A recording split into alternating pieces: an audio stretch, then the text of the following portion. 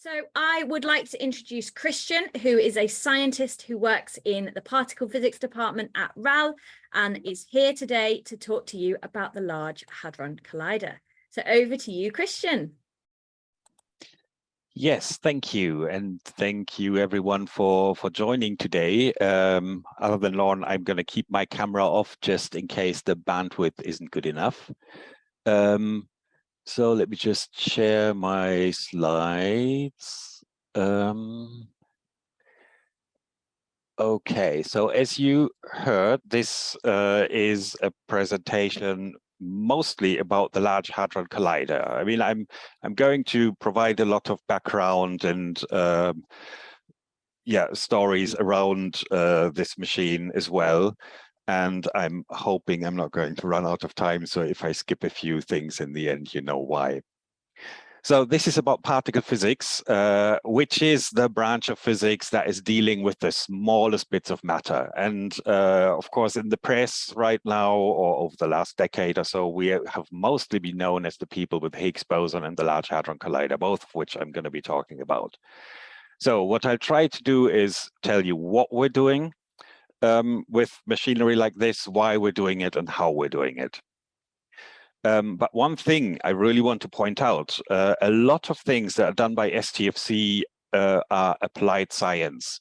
This, on the other hand, is fundamental research. This is done without any particular application in mind. We're not trying to build better cars or anything technological. We're not trying to solve the quite massive problems that we have right now with energy and climate and waste and so on. Or as another example, we're not trying to design a better light bulb, but this is a good example because we've experienced a revolution recently, transition from old incandescent light bulbs to LEDs that would just not have been possible had it not for completely blue skies research that suddenly popped up some different lighting technology like LEDs. So you do not discover LEDs by improving light bulbs, right? So there is a justification. Even if we have no application in mind for what we're doing, it will pay off eventually. It always does. What our motivation is just to push the frontiers of knowledge and trying to look at the big picture. And this is what we're going to do. I actually brought you the big picture to look at, and this is it. You can take a guess what this is, but you might, well, even if you recognize it or not, this is actually an image of the visible universe. So literally, this is the biggest picture you can look up in a very literal sense of the word. So this object is what we're interested in. This is massive. It's 46 billion light years radius, about 14 billion years old, 30,000 billion suns. So every dot you see on this picture is not just a sun. It's not even just a galaxy. It's an entire cluster of galaxies. So it's unimaginable how big this thing is. And this is what we want to understand. And we want to understand very basic questions about it, like what is space, what is time, what is matter. And for all these things, we have some kind of intuitive understanding, like space is what I'm moving back and forth in, and time, well, ask me tomorrow. But it's really difficult to define any of these concepts scientifically with proper precision. And what's worse, over the last 100 years or so, it turned out that our intuition is completely misleading. So space and time are not the separate entities that they seem to us. Space and time can actually mix up. If you accelerate in space, you slow down in time. That is theory of relativity, right? So that is a very well-established effect by now. Solid matter, if you knock on a table, you know, these atoms are mostly empty space. Solid matter is not so solid at all if you look at it closely. Empty space, on the other hand, isn't really empty. There are virtual particles popping in and out of existence all the time. This is more, even a perfect vacuum is more like a bubbling foam of matter.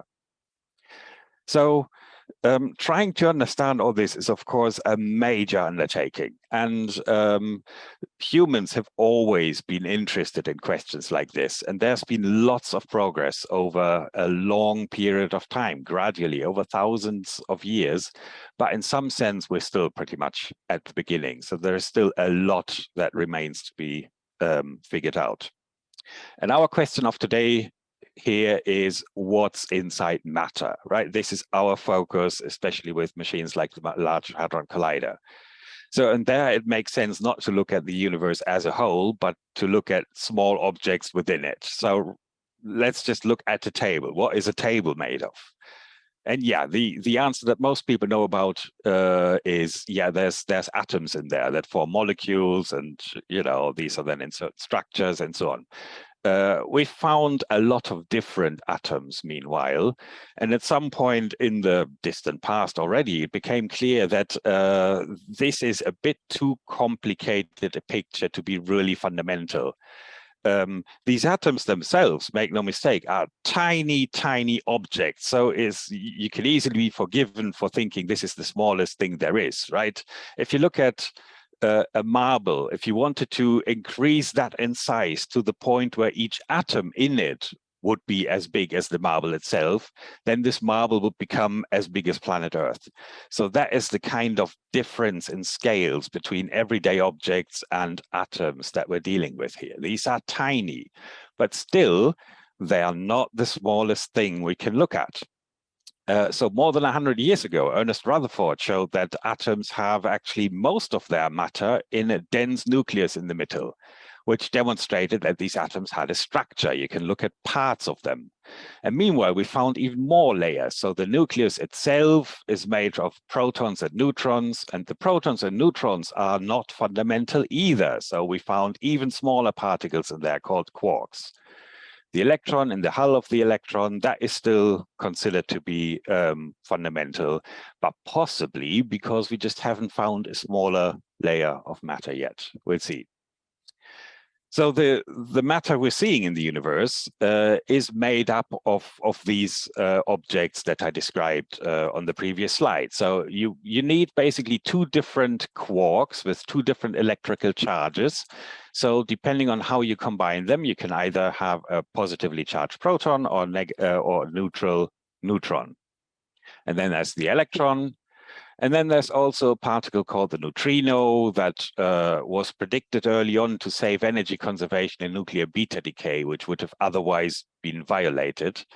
This was found much later. It's an interesting particle. It's very hard to observe, but we found it after a while. And you see, these, to our current knowledge, are elementary particles. And these four entities explain almost everything we see in the universe nowadays. Keyword, though, being almost. It turns out there are more fundamental particles in the universe that are a lot more rare because they're heavier than the first set of four. And so they tend to decay into these lighter ones very, very quickly. So they are barely seen in nature at all, but they are there. We can create them all artificially. And some of them, like muons, for example, also get created constantly in nature. We see them in cosmic radiation, for example. But these particles, so we basically have three generations of more or less the same thing, just increasingly heavy. They're all there. We've seen every single one of them. We can create them all. And there's more. In addition to those matter particles, we have antimatter particles. Every matter particle has a counterpart that has opposite charge and a few other quantities opposite. And these two, matter and antimatter, tend to be created together, and they can destroy each other when they meet, so they annihilate again. The nature of antimatter isn't really that well understood, but mathematically, antimatter actually behaves like matter traveling backwards in time, which is one out of several interpretations, but I find it a particularly intriguing one. So, but yes, that's matter. Matter itself would be pretty boring unless it interacted with something else, right? And this interaction is done by forces. We're knowing four different fundamental ones: gravity, strong nuclear force, weak nuclear force, and the electromagnetic force. So now what are these forces actually? How are they related to matter? I mean, the way I learned this in school, for example, a classical description of forces is that you have a charge, like an electric charge. This creates a field, and then in this field, other charges experience a force, either attractive or repulsive. And then another thing these fields can do, they can spread out in waves. Electromagnetic waves are used all over the place. We all are familiar with them. So these waves can do interesting things. If you have this, for example, a double slit experiment, which essentially creates two sources of coherent waves, these can interfere with each other. At some places, they add up. At some places, they cancel out. You get this stripy interference patterns if you do that. So, and of course, that looks like this kind of waviness that looks very different from how we describe matter. So to first order, you could think that forces are a completely different thing. But it turns out that if an electromagnetic wave hits a block of material, it actually behaves as if it were made of individual particles itself. It kicks out electrons. This is the so-called photoelectric effect, the explanation of which gave Albert Einstein his Nobel Prize. So basically, he saw that light comes in quanta that we call photons. They are essentially particles. So the same is true for the strong force and the weak force. They are also transmitted in the form of particles. Gravity, we don't know yet.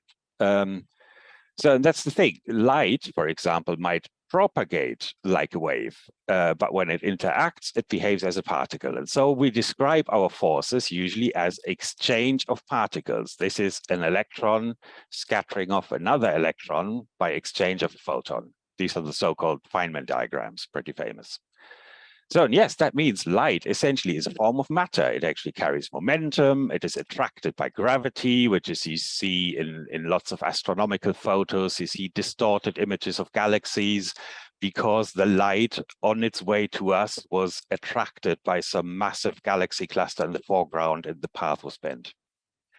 So that means our chart of elementary particles must also include force carriers.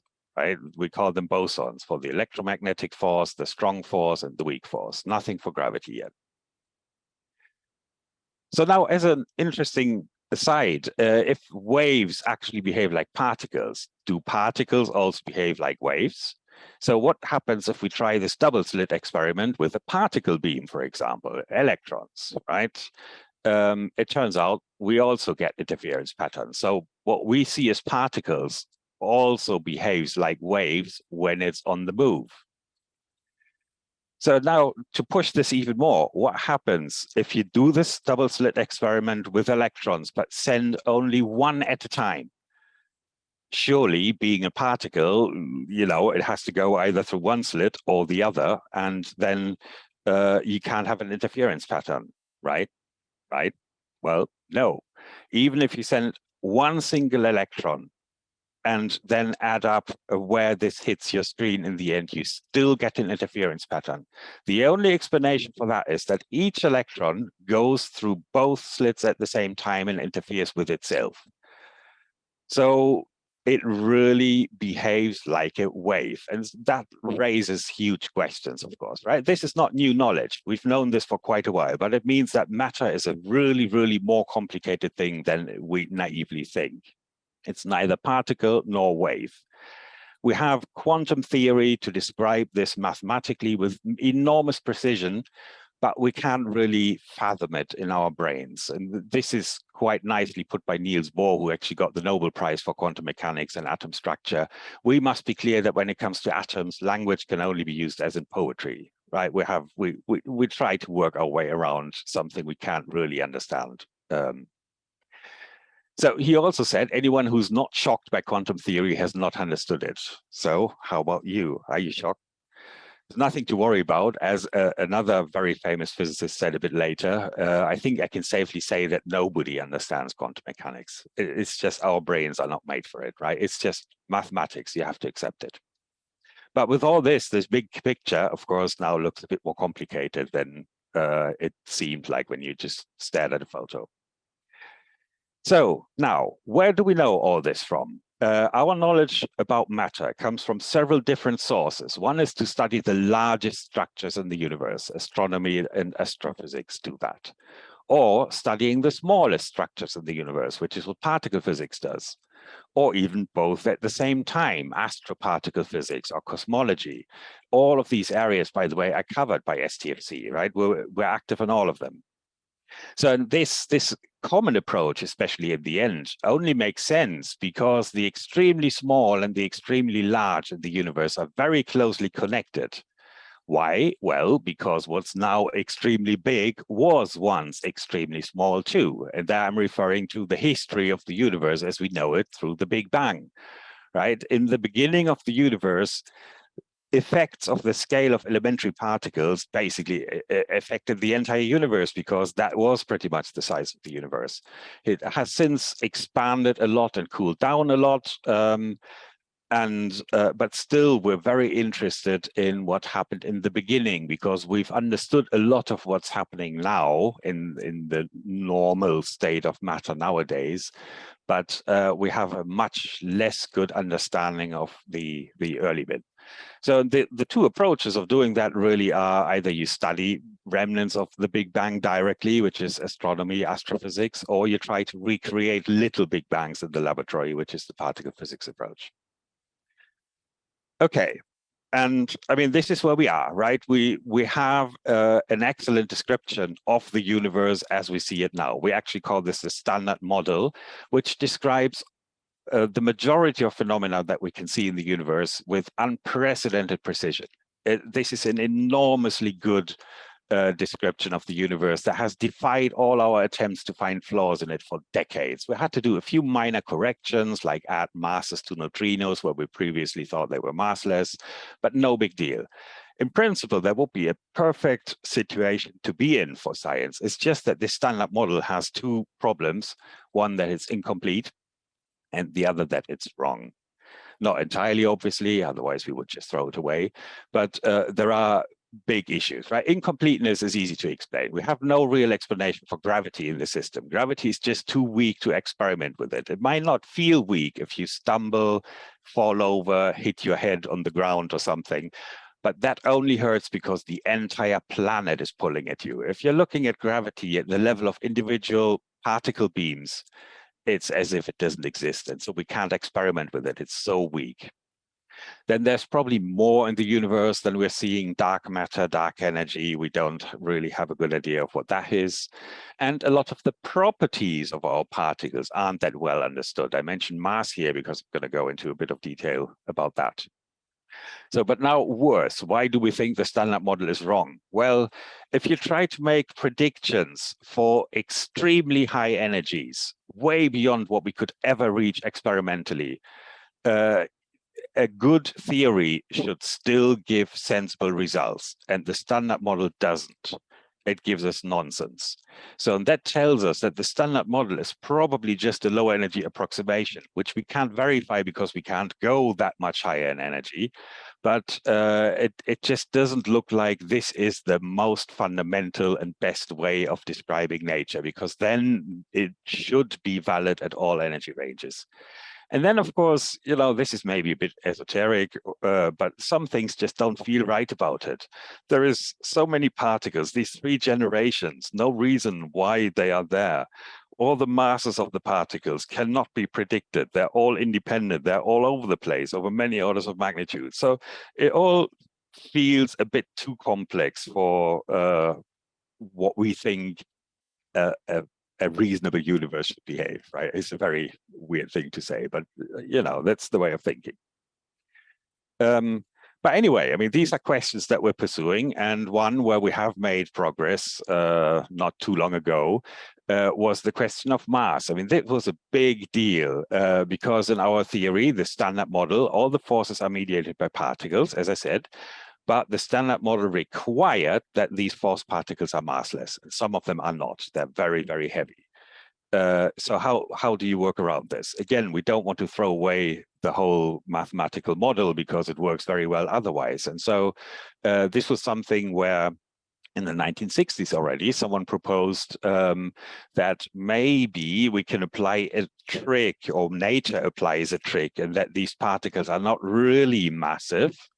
They just appear massive because they're interacting in the background with some kind of extra field that makes them behave like massive particles, even though they're not. So it sounds weird. It just means that the mass appears in a different place in the equations where it doesn't mess things up.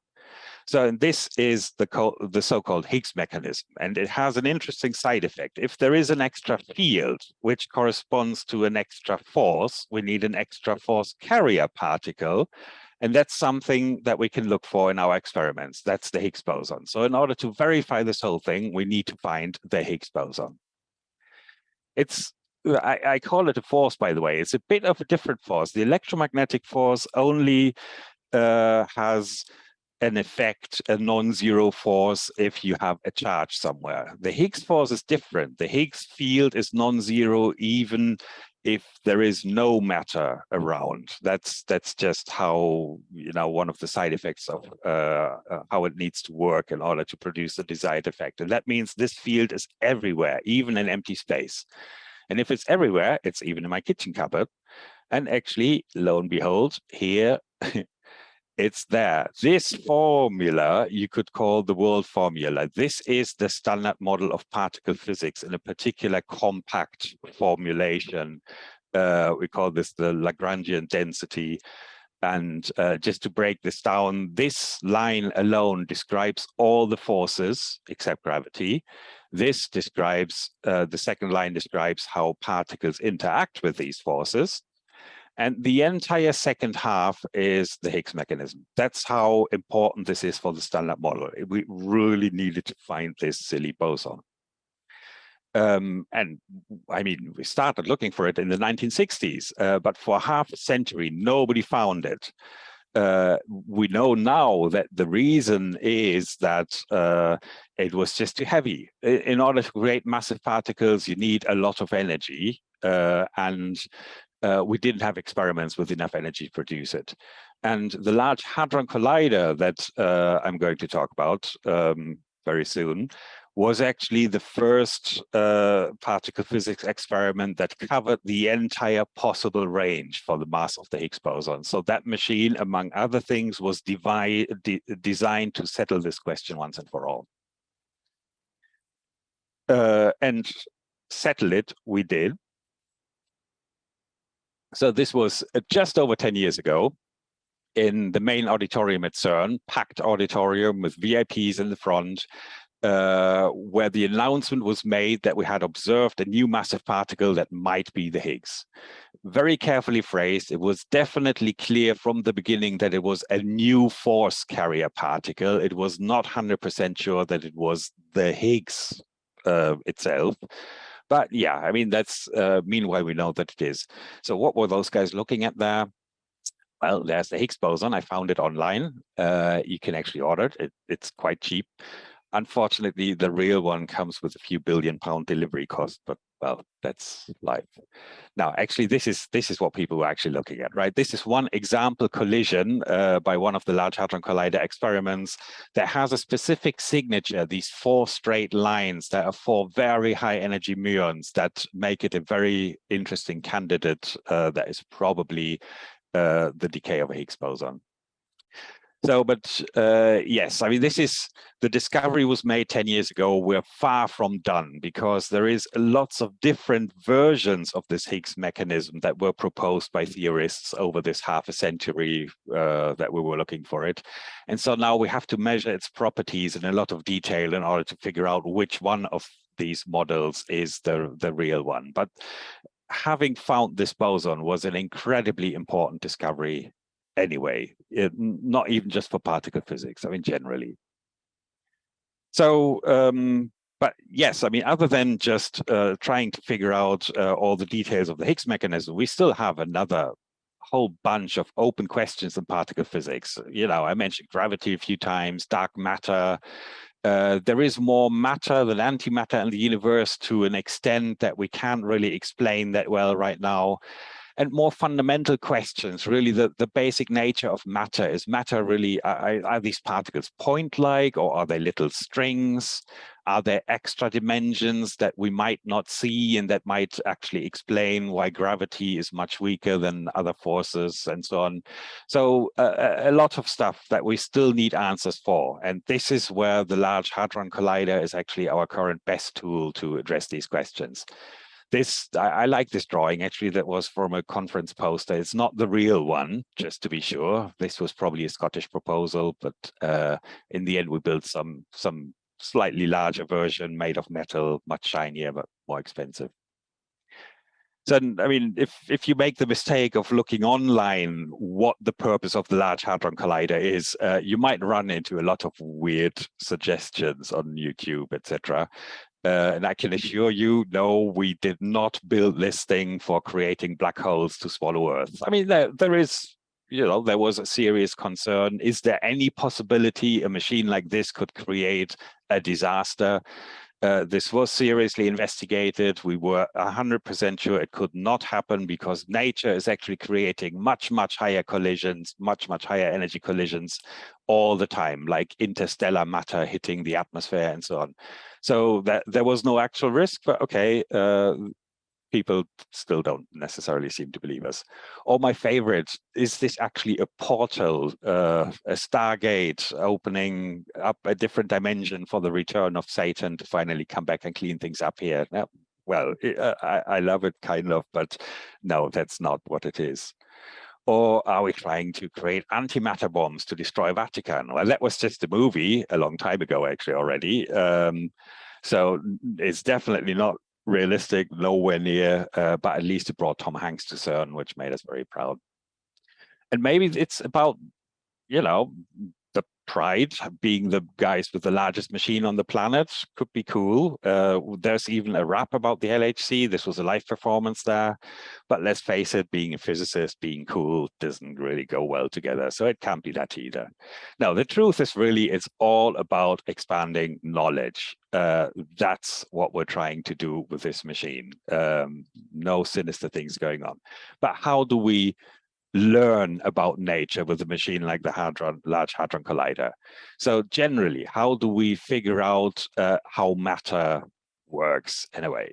So the best way to understand matter is to break it. That's very easy if you have something like a vase. You just hit it with a hammer and look what's inside and what it's made of and so on. If you have something like an atom or smaller, a hammer is not good enough. You need a much better tool, a much more sophisticated experimental approach. And the way we came up in particle physics, you could technically describe it as we just smash stuff together at very high speed. But this is an image of a crash test. When you smash two cars together, what you get is a pile of stuff that is pieces of these cars. There is not going to be anything that is not part of one of the cars involved in the collision afterwards. If we do this with particles like protons, if we smash protons together, what can happen, and does happen all the time, is the equivalent of a brand new Ferrari driving away from the crash site, even though there was no Ferrari involved in the collision. So, and the reason this happens is this: E equals mc squared, right? This just means we can use the energy in the collision and turn it into new particles. Matter is a form of energy. It takes a lot of energy to do matter, but that's the point of building a big particle accelerator. So we have enough energy to create something, something very massive. So, and that's a neat concept, right? Matter is a form of energy. We can create it, we can destroy it, we can work with it. This is how we can create all the elementary particles that are not normally seen in nature, because they usually decay right away into lighter particles. The problem is really just the tool that you need to get particle collisions at high energy. I mean, in the beginning of particle physics, that wasn't a big deal, right? The first particle physics experiment, in a sense, was this cathode ray tube that J.J. Thomson used in the 19th century to identify electrons as elementary particles. That's why I'm calling it a particle physics experiment. So this was very simple. He just had a cathode as a source for electrons and then put positive charge in front of them, which accelerated these electrons. In the end, they're hitting a screen, which is the first collision kind of, and light up. So you can see where they hit the screen, and then he starts manipulating them with electric and magnetic fields to steer them and so on. So this is how he established the properties of the electron and found out that this was actually a particle. And this actually had a massive technological spin-off, right? TVs were cathode ray tubes for many decades. So unexpected side effect of particle physics there. But meanwhile, we need something a lot bigger than that. We've started using synchrotrons a long time ago. So rather than put an electric charge in front of our particle to accelerate it once, we want to do this many, many times. And so I have this scheme at the bottom. You see a positively charged proton in front of a negative electrode. So it gets pulled to the right, it goes in there. And now we want to repeat this stage. So what we do while the particle is inside this electron, we flip charges. So the proton gets pulled further to the next one. So, and you can do this over and over again. There is an actual photo of one such, we call it a cavity with hollow electrodes up there. And if you do this many times, you can get a lot of energy into these particles. And if you then use magnets to keep them on a circle, kind of, you can accelerate them over and over again to higher and higher energies. And so this is what we do. This is how we get high energy particle beams, and then in the end, smash them together in detectors. And these synchrotrons are getting pretty big, right? This was more than half a century ago. This was a very important machine, and lots of important discoveries were made. The antiproton, the antineutron. You already needed a separate building for this kind of stuff. But still, this is not something particularly useful anymore. What we ended up with now is really the largest machine that humanity has ever built, 9 kilometers diameter, 27 kilometers circumference. It's near Geneva, underground, 100 meters below ground. It's a bit like a subway tunnel, the actual machine. You see the Large Hadron Collider in here, in a tunnel that is then big enough to walk around or cycle around and move some new components in and out and so on. You see Geneva International Airport that next to that is pretty small, actually. So how does this machine work? Well, what we want to do is smash protons together with the biggest amount of energy we can possibly get. So the first thing we need is protons. That's easy. You can buy them. They come in a bottle like this. It's called hydrogen gas. All you have to do is ionize it, and then you have your protons. So in a bottle like this actually lasts for weeks, right? We're talking about microscopic beams. So the amount of gas in a bottle like that is enough for many, many experiments in our machine. So yes, and these protons we now want to work with, but we want to collide protons with protons. We don't want them to get distracted and kicked out by hitting air molecules all the time. So we have to keep them in vacuum pipes at all times. And we need an extremely good vacuum in order to really avoid too many of these residual interactions, a tiny fraction of atmospheric pressure.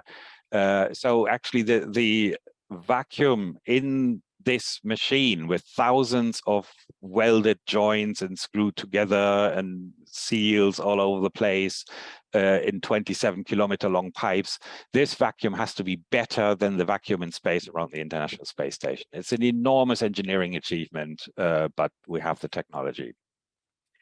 So now you have your protons, you have them in vacuum, you want to accelerate them. And in the case of the Large Hadron Collider, what we're trying to achieve is this beam getting to the energy of that corresponds to a train going at 100 miles per hour. This is a lot of energy. You don't want to stand in the way of that beam when it circulates. And there are, of course, safety precautions to prevent that from happening. But I mean, this is, of course, not the kind of energy you get from kicking the protons with an electric field once. So this is where this circle principle comes in that I mentioned earlier. You need to circulate these protons in a machine while you're accelerating them to higher and higher energies. But this is getting a real problem, because if you imagine taking a really strong magnet, standing next to a railway track and trying to derail a train going past 100 miles per hour, because I mean we can't touch these proton beams, right? Magnets are the only way in which we can force them onto a curved path. I mean, this magnet next to a railway track idea is not going to work, right? Don't try it anyway. But the point is, you need very, very strong magnets, the strongest ones we can build. And even then, the deviation from the straight path that we're going to achieve is tiny. And that makes the circle very large. So that is the reason for the size of this Large Hadron Collider. We'd love to make it smaller. It would be a lot cheaper and easier to deal with if it were smaller, but we just can't build magnets strong enough to make it smaller. So these are the famous Large Hadron Collider magnets. You have two beam pipes for beams going in opposite direction, each with a magnet around there. These are superconducting magnets because they have to be. I mean, first of all, we need to be able to adjust the magnetic field. It needs to get stronger and stronger as the beam energy increases. And the level of field strength that we need would just evaporate a regular magnet from the resistive heat of these thousands of amps of current. So it has to be superconducting magnets. And not only that, in order to keep these cool and transport off all the heat, we have to use superfluid helium as a coolant, which forces us to cool this entire machine down to 1.8 Kelvin, minus 271 degrees Celsius, which is even colder than the coldest regions of outer space that are still relatively warm and cozy at 3 Kelvin from the leftover radiation of the Big Bang. So again, an enormous engineering challenge that we had to overcome, but yes, it works.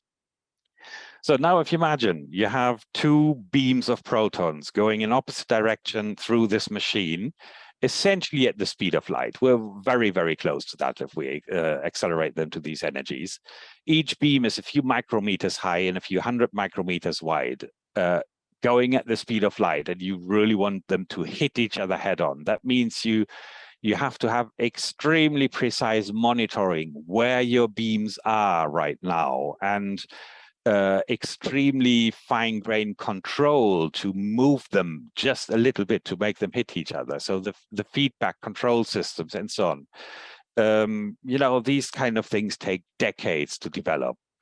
And funnily enough, I mean, it works, but it makes this enormous machine an extremely sensitive object, because the tiniest amount of misalignment or distortion will make you miss your collision. So for example, the Large Hadron Collider is sensitive to where the moon is. Depending on the location of the moon, gravity pulls from a different direction, which distorts this whole machine, and that needs to be corrected for. So these kind of effects need to be taken into account. And I mean, we're happy to say it works very, very well, better than expected and faster than expected, but it had to be done. So that means we actually managed to collide beams that go in opposite directions at the speed of light. So it's not continuous beams, it's individual bunches that are going through the ring. Each beam has about 3,000 of them, 10 to the 11 protons in each one of them.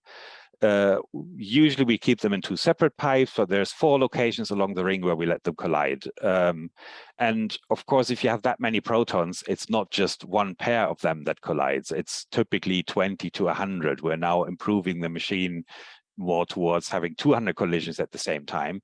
And these collisions happen 40 million times a second, every 25 nanoseconds. And as you can imagine, with this machine running for years around the clock, you get an incredible number of collisions, which we need, because unfortunately, most of the time, what happens is something that we're perfectly well familiar with.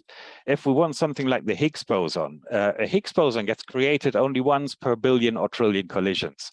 That means you need at least a billion or a trillion collisions to get just one Higgs boson, and we want thousands of them to study them properly. So that's why we're really pushing this collision rate as high up as we can possibly do. So this is again this aerial view of the Large Hadron Collider with 4 locations with experiments: ALICE, ATLAS, LHCb, and CMS. Each of these experiments are actually pretty big devices. They are essentially digital cameras, but digital cameras that are thousands of tons heavy, are bigger than a random auditorium, and are operated by thousands of scientists and engineers. You need a lot of people to design them, to build them, to run them, to analyze the data, to improve them, and so on. So it's an enormous enterprise. Here at RAL, we're involved in 3 of the 4 experiments. We have less than 100 people. We're a relatively small part of this project, but still making a lot of important contributions. So what's happening in these detectors now is that if you have protons smashing into each other at specific locations of the Large Hadron Collider, then if you're lucky, some interesting massive particles get created, like in this case, a top-antitop quark pair.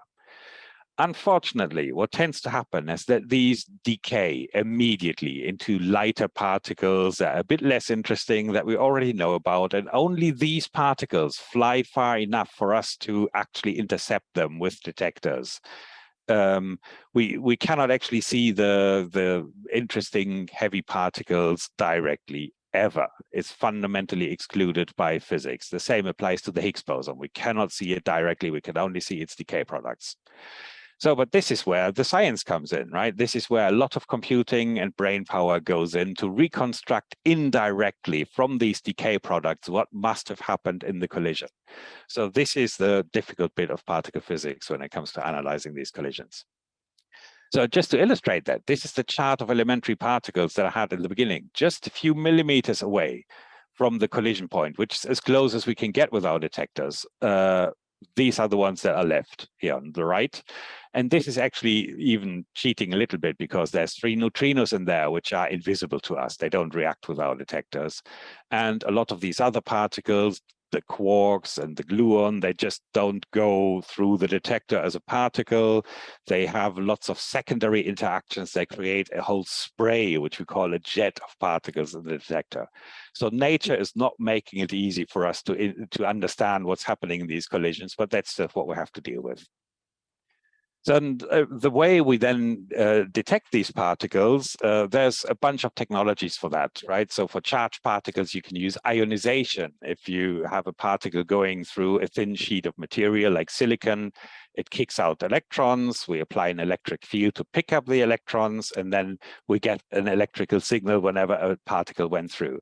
And if you use a grid of electrodes, you can pinpoint where this charge was deposited. You get pixels that were hit, and you can have several layers of these detectors, so you can follow the path of particles through the detector, and then extrapolate back where it came from in the collision, for example.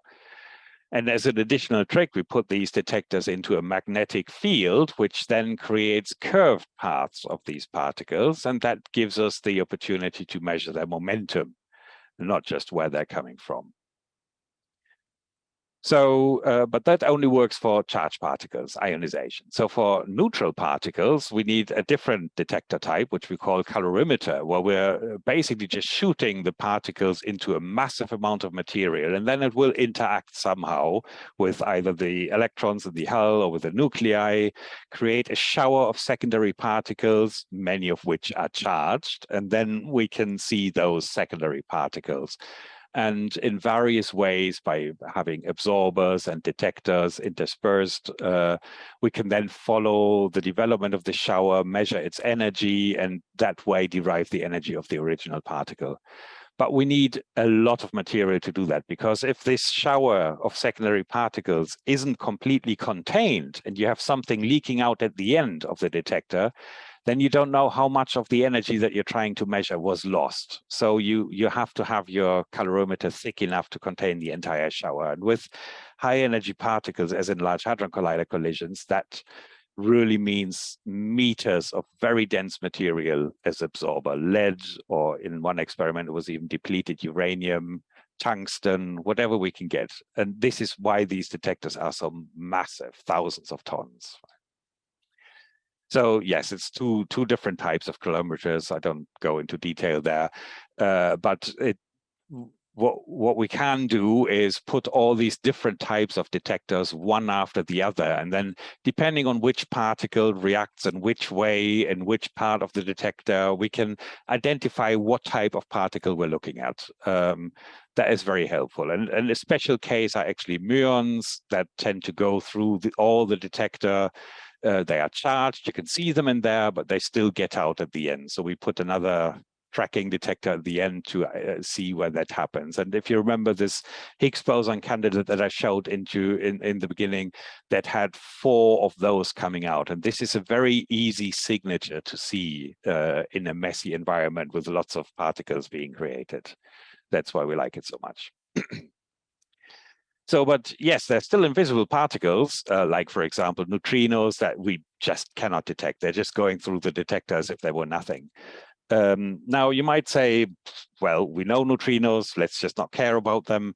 But one of the big questions in particle physics, for example, is about dark matter, the nature of dark matter.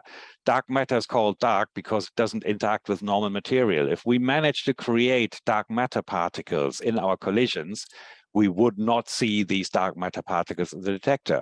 So we're very interested in finding ways of even seeing the invisible.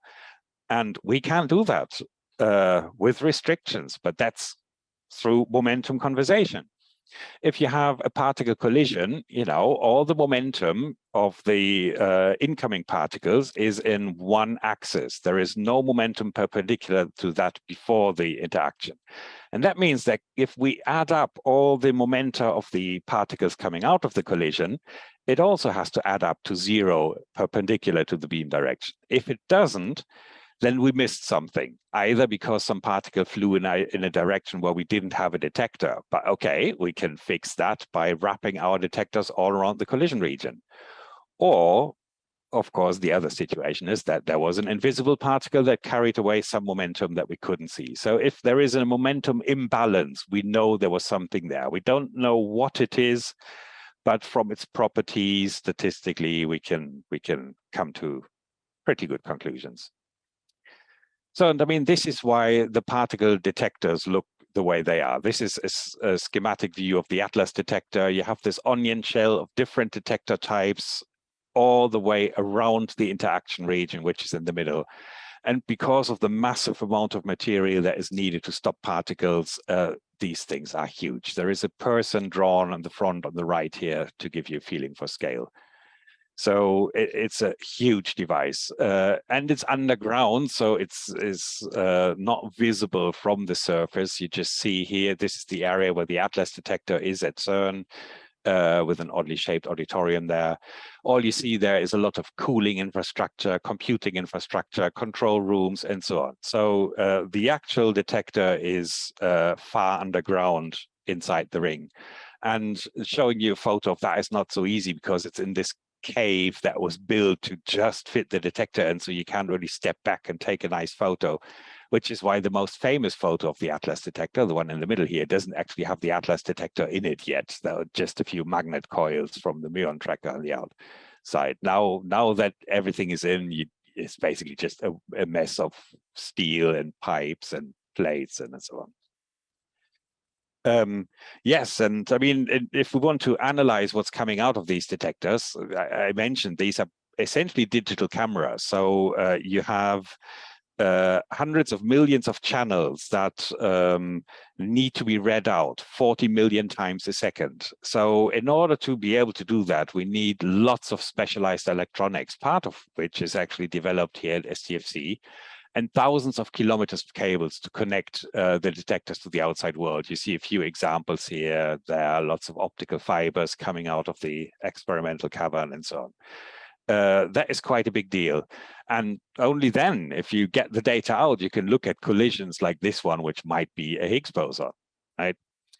It's just that in your 40 million collisions every second, most of them just look like this, like not much happening at all, or a lot of non-specific stuff going on, nothing really interesting. So who's going to look through 40 million of these pictures every second? So even with very cheap labor, lots of students and so on, we cannot keep up, obviously, right? So the only way of doing that is electronically. So we have electronic systems, without going into too much detail, that sort these collisions and within microseconds throw away most of the data that the Large Hadron Collider just collected, by deciding what is potentially interesting. We need to bring this down from 40 million collisions a second to just a few hundred per second that are considered interesting enough for humans to look at. And I mean, this is something that we must not get wrong. If we reject the wrong collisions, nothing is left, right? There's no way of getting them back. The whole experiment is wasted. So there are lots and lots of safeguarding principles in place to make sure we know what we're doing at this stage. So, but of course, a few hundred collisions a second is still an enormous amount of data. And so we have a few hundred computer centers all over the planet that do nothing but analyze the data coming out of this Large Hadron Collider. And yes, the reason we can actually do this all over the planet is that this Large Hadron Collider is a massively international enterprise, right? This is highlighting in colors all the people from, well, all the countries that are officially working on the Large Hadron Collider with different kinds of status at CERN and so on.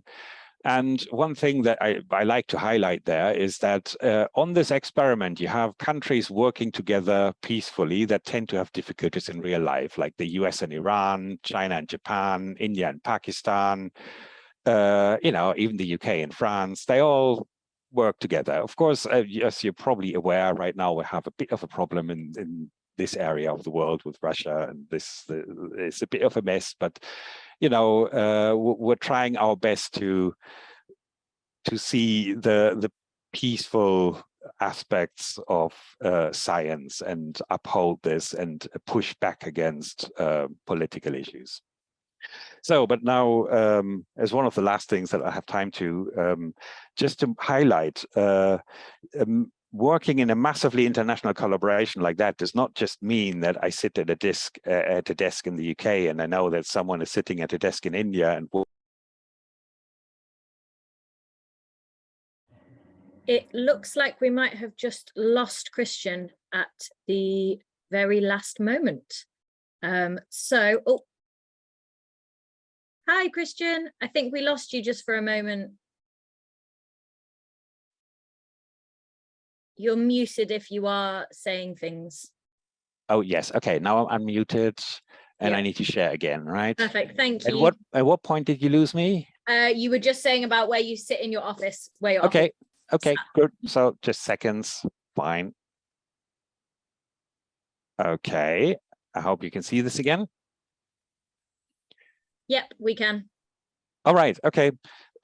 So yes, I mean, if you spend your career in an international environment like particle physics, you typically end up similarly to me. So I'm German, as you may have heard. I'm being paid by the United Kingdom to sit in my office in Switzerland and work on an experiment as located in France. And my eldest kid is American citizen because of the previous experiment I worked on. In particle physics. So yes, it's affecting your life, right, a lot. So, and yeah, I think I should conclude here. I had a few bits more to explain that the work we're doing is actually not as abstract as you might think if you hear that we're trying to figure out how the universe works, that there's a lot of practical and engineering aspects and safety that we have to take care of, working with radiation and so on. But let's not do that. Yeah, we even have to do night shifts because this machine is so complex. Things keep breaking all the time, right? So teams of experts have to sit there around the clock and make sure everything keeps running. And we have separate control rooms that I'm not going to discuss in much detail anymore. Yes, and I think we can't do this bit, but I'll just say that we've made a lot of progress in particle physics over the roughly 100 years that we've been doing it in our current form, but we're far from done. And I mean, this is a project that is spanning generations. And of course, we're hoping that some of you will be part of the next generation that is taking over from us and answering some more of these questions, but also, you know, upholding the flags of culture and respect and equality and peace, which are things that science also stands for in addition to knowledge. Of course, you'll have to learn some of the basics like math and so on, but it's worth it. Okay, thank you. I think I'll stop here, and there's a bit of time for questions, and I might even switch on my camera if I can find the button. Wonderful. Thank you so much, Christian. That was an amazing talk. It's so lovely to hear from you and hear about all of the work that's going on. We have had quite a few questions coming in. Some of which you may want to answer offline, because they might require a more detailed answer than you can say in just a few moments. But our first question says, is the Higgs boson the only possible answer to the mass problem? Well, you know, this is strictly speaking a question for a theorist, but I think over half a century of discussing this, nobody has come up with a better idea. There were a few alternative approaches, but in the end, they usually turn out to be equivalent to the Higgs mechanism, just a different description, kind of. So now that we've actually found a Higgs boson, I'd consider that question pretty much settled. Again, there are questions, there are versions of this theory with more than one Higgs boson and so on. So there is still a lot of room for research, but I think overall, yes, Higgs mechanism is done. Right. Brilliant, thank you.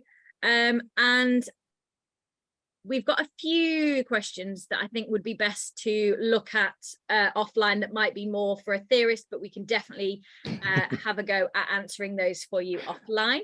But we have a question that says, if E equals mc squared shows matter can be created and destroyed, does this mean that the conservation of matter is wrong? Well, there is no such thing as conservation of matter. There is conservation of energy. And strictly speaking, even that is only an observation. So in the theoretical framework, conservation of energy is a consequence of the laws of physics not changing in time. And strictly speaking, we're not 100% sure that they don't change in time. So if you look at the Big Bang, for example, where something changed quite dramatically, conservation of energy may just not be valid. And now I forgot what the question was. It was, does this mean that the conservation of matter is wrong? Oh, yes. Yeah. So, of course, if you look at low energy stuff, chemistry and so on, matter is conserved because it takes a lot of energy to make these transitions from matter into energy and vice versa. So that's where this concept is coming from. But if you're dealing with very high energies, particle physics and so on, there is just no such thing as conservation of matter. And I'm going to ask you one last quick question that says, do you know much about the plans for the future circular collider? Do you know much about that? Oh, not a lot of detail, but I'm not sure it's worth for the average person to know a lot of the details. But yes, there is an idea of building a 100-kilometer circumference machine. And in order to make the taxpayer enjoy it a little bit more, you could combine it with a motorway tunnel under the Lake Geneva. So yes, but this is a very early stage. The LHC will still run for at least 10 years. And on the other hand, it takes 10 to 20 years to develop a new machine. So people are starting to look into this seriously, but there are still several different directions to look into. It's just a question of what do we think would be feasible as the next generation? And this future circular collider is one of the main options there. Feasible both in terms of technology and in terms of cost. Fantastic. Thank you so much, Christian. We will close for today.